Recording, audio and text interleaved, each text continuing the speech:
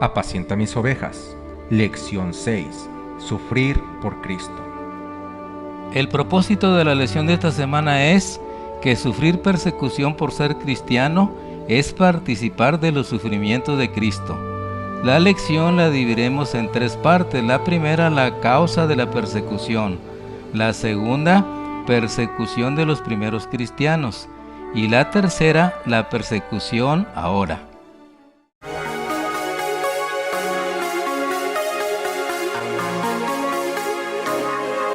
Frecuencia cristiana. La persecución no es algo que no haya de esperarse, al contrario, como lo escribiera San Pablo, y también todos los que quieran vivir piadosamente en Cristo Jesús padecerán persecución. 2 Timoteo capítulo 3 y versículo 12. Y Jesús mismo advirtió a sus seguidores acerca de lo que enfrentarían. Entonces os entregarán a tribulación y os matarán, y seréis aborrecidos de todas las gentes por causa de mi nombre. Iniciemos con la primera parte, la causa de la persecución. 1 de Pedro capítulo 4 y versículo 12. Amados, no os sorprendáis del fuego de prueba que os ha sobrevenido, como si alguna cosa extraña os aconteciese. Apocalipsis 12, 17. Entonces el dragón se llenó de ira contra la mujer y se fue a hacer guerra contra el resto de la ascendencia de ella, los que guardan los mandamientos de Dios y tienen el testimonio de Jesucristo. En la experiencia que adquirió el apóstol Juan bajo la persecución, hay una lección de maravilloso poder y ánimo para el cristiano. Dios no impide que las conspiraciones de los hombres perversos, sino que hace que sus ardides obren para bien a los que en la prueba y el conflicto mantienen su fe y su lealtad. En todos los tiempos, los testigos señalados por Dios se han expuesto al vituperio y a la persecución por amor a la verdad. José fue calumniado y perseguido porque mantuvo su virtud e integridad. David, el mensajero escogido de Dios, fue perseguido por sus enemigos como una fiera. Daniel fue echado al foso de los leones porque se mantuvo fiel al cielo. Job fue privado de sus posesiones terrenales y estuvo tan enfermo que lo aborrecieron sus parientes y sus amigos, pero aún así mantuvo su integridad. Jeremías no pudo ser disuadido de decir las palabras que Dios le había ordenado hablar, y su testimonio enfureció tanto al rey y a los príncipes que lo echaron en una inmunda mazmorra. Esteban fue apedreado porque predicó a Cristo y su crucifixión. Pablo fue encarcelado, azotado con varas, apedreado y finalmente muerto porque fue un fiel mensajero de Dios a los gentiles. Y Juan fue desterrado a la isla de Patmos por la palabra de Dios y el testimonio de Jesucristo. Estos ejemplos de constancia humana atestiguan la fidelidad de las promesas de Dios. Su constante presencia y su gracia perdonadora testifican del poder de la fe para resistir a las potestades del mundo.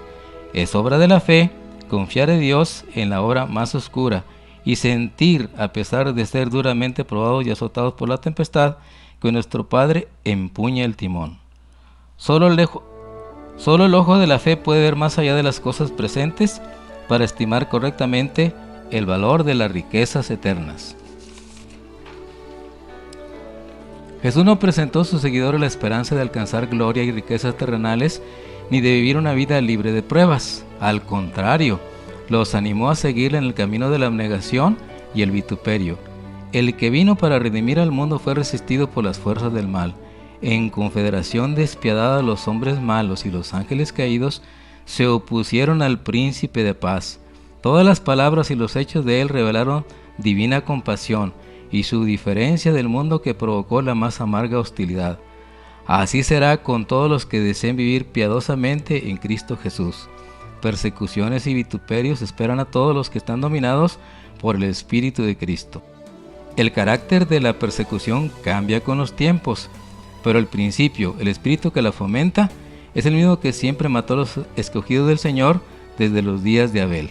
En todas las épocas Satanás persiguió al pueblo de Dios, torturó a sus hijos y los entregó a muerte, pero en su muerte llegaron a ser vencedores, testificaron del poder de uno que es más fuerte que Satanás. Hombres perversos pueden torturar y matar el cuerpo, pero no pueden destruir la vida que está escondida con Cristo en Dios. Pueden encerrar a hombres y mujeres dentro de las paredes de una cárcel, pero no pueden amarrar el espíritu. En medio de la prueba y persecución, La gloria, el carácter de Dios se revela en sus escogidos.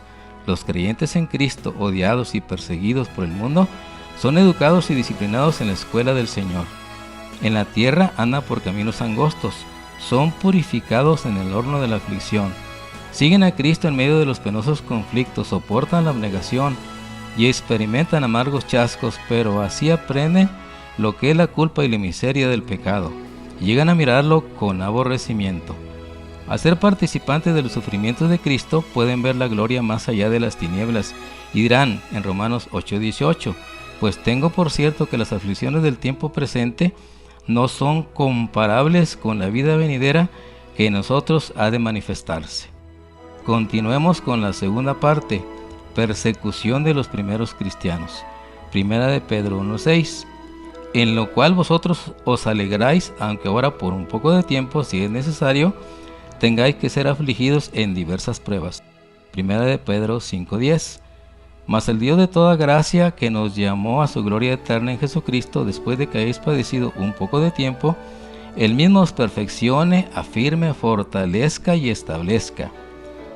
Desde el Monte de los Olivos vio el Salvador las tempestades que iban a azotar a la Iglesia Apostólica, y predijo, penetrando aún más en lo porvenir, su ojo vislumbró las fieras y desoladoras tormentas en los tiempos de oscuridad y persecución que habrían de venir sobre sus discípulos. San Mateo 24:9, entonces os entregarán a tribulación y os matarán, y seréis aborrecidos de todas las gentes por causa de mi nombre.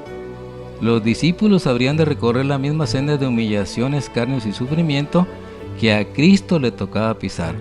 La enemistad que contra el Redentor se despertara iba a manifestarse contra todos los que creyesen en su nombre. La historia de la iglesia primitiva atestigua que se cumplieron las palabras del Salvador. Los poderes de la tierra y del infierno se coaligaron para atacar a Cristo en la persona de sus discípulos. El paganismo previó que de triunfar el Evangelio sus templos y sus altares serían derribados, y reunió sus fuerzas para destruir el cristianismo. Encendióse el fuego de la persecución. Los cristianos fueron despojados de su posesión y expulsados de sus hogares. Todos ellos sufrieron gran combate de aflicciones, experimentaron vituperios y azotes, y a más de esto prisiones y cárceles.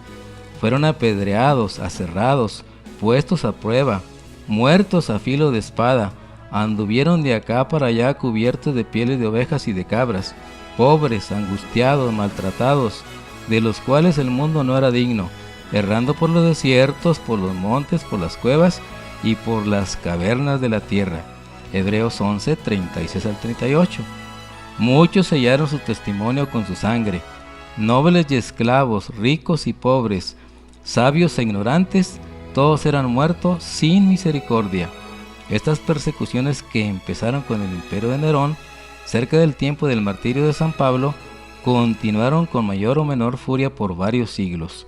Los cristianos eran inculpados calumniosamente de los más espantosos crímenes y eran señalados como la causa de las mayores calamidades, hambres, pestes y terremotos. Como eran objeto de los oídos y sospechas del pueblo, no faltaban los delatores que por vil interés estaban listos para vender a los inocentes. Se les condenaban como rebeldes contra el imperio, enemigos de la religión y azotes de la sociedad. Muchos eran arrojados a las fieras o quemados vivos en los anfiteatros. Algunos eran crucificados, a otros los cubrían con pieles de animales salvajes y los echaban a la arena para ser despedazados por los perros. Estos suplicios constituían a menudo la principal diversión en las fiestas populares. Grandes muchedumbres solían reunirse para gozar de semejantes espectáculos y saludaban la agonía de los moribundos con risotadas y con aplausos. Doquiera que fueran los discípulos de Cristo en busca de refugio, se les perseguía como animales de rapiña. Se vieron pues obligados a buscar escondite en los lugares desolados y solitarios. Las catacumbas ofrecieron refugio a millares de cristianos. Debajo de los cerros, en las afueras de la ciudad de Roma, se habían cavado a través de la tierra y piedra largas galerías subterráneas, cuya oscura e intricada red se extendía leguas más allá de los muros de la ciudad. En estos retiros los discípulos de Cristo sepultaban a sus muertos y hallaban hogar cuando se sospechaba de ellos y se les proscribía. En las persecuciones más encarnizadas, estos testigos de Jesús conservaron su fe sin mancha, a pesar de verse privados de toda comunidad y aún de la luz del sol mientras moraban en el oscuro pero benigno seno de la tierra. No profirieron quejas, con palabras de fe, paciencia y esperanza, se animaban unos a otros para soportar la privación y la desgracia. La pérdida de todas las bendiciones temporales no pudo obligarlos a renunciar a su fe en Cristo. Las pruebas y la persecución no eran sino peldaños que los acercaban al descanso y a la recompensa. Vanos eran los esfuerzos de Satanás para destruir la iglesia de Cristo por medio de la violencia. La gran lucha en que los discípulos de Jesús entregaban la vida no cesaban cuando estos fieles portaestandartes caían en su puesto. Triunfaban por su derrota. Los siervos de Dios eran sacrificados, pero su obra seguía siempre adelante. El evangelio cundía más y más, y el número de discípulos iba en aumento, alcanzando hasta las regiones inaccesibles para las águilas de Roma. Miles de cristianos eran encarcelados y muertos, pero otros los reemplazaban, y los que sufrían el martirio por su fe quedaban asegurados para Cristo y tenidos por Él como conquistadores. Habían peleado la buena batalla de la fe y recibirían la corona de gloria cuando Cristo viniese. Los padecimientos unían a los cristianos unos con otros y con su Redentor. El ejemplo que daban en vida y su testimonio al morir eran una constante aseveración de la verdad, y donde menos esperaba los súbditos de Satanás, abandonaban su servicio y se alistaban bajo el estandarte de Cristo. Finalicemos con la tercera parte: persecución ahora. En aquel tiempo se levantará Miguel, el gran príncipe que está por los hijos de tu pueblo, y será tiempo de angustia cual nunca fue desde que hubo gente hasta entonces. Mas en aquel tiempo será libertado tu pueblo, todos los que se hallaren escritos en el libro. Daniel 12:1. Cuando termine el mensaje del tercer ángel, la misericordia divina no intercederá más por los habitantes culpables de la tierra. El pueblo de Dios habrá cumplido su obra y habrá recibido la lluvia tardía y estará preparado para la hora de prueba que le espera. Cuando Cristo abandone el santuario celestial, las tinieblas envolverán a los habitantes de la tierra. Durante ese tiempo terrible los justos deben vivir sin intercesor, a la vista del santo Dios. Nada refrena ya a los malos y Satanás domina por completo a los impenitentes empedernidos. La paciencia de Dios ha concluido. El mundo ha rechazado su misericordia y despreciado su amor y despreciado su ley.